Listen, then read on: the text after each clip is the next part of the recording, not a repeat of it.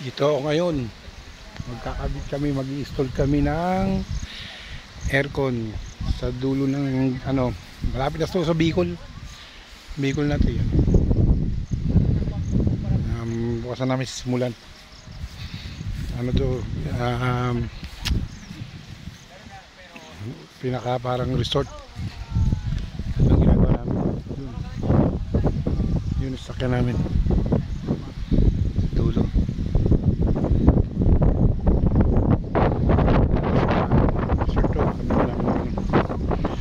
Kabitan namin ng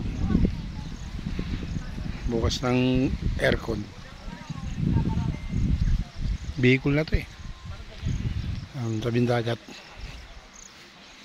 Ang dagat to. Anong oras na kami? 8 oras biyahe. Umalis kami sa Bacoor 6 o'clock. Nakarating kami rito magpo-4.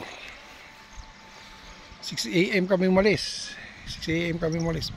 Papunta galing Bacoor. Tapos dumiretso kami ng Batangas. May inayos kami ron isang unit. Pinatan namin ng motor pan.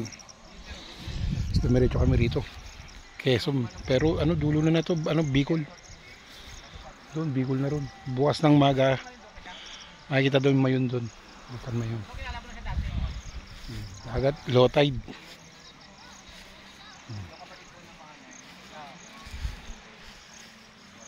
Dahil dumating kami rito 4 na. Kaya bukasan namin umpisahan ng umaga. Pero bago kami mag-umpisa, liligo muna kami bukas ng madaling araw. Pang alas 5. Para pagkatapos maligo, alas 7, magkakabit kami ng aircon. May na signal dito. Wala nga signal, nakikabit lang kami ng internet eh. Yung internet nila satellite. Ang ganda bago. Yan satellite satellite yan. Nakikabit lang kami dyan.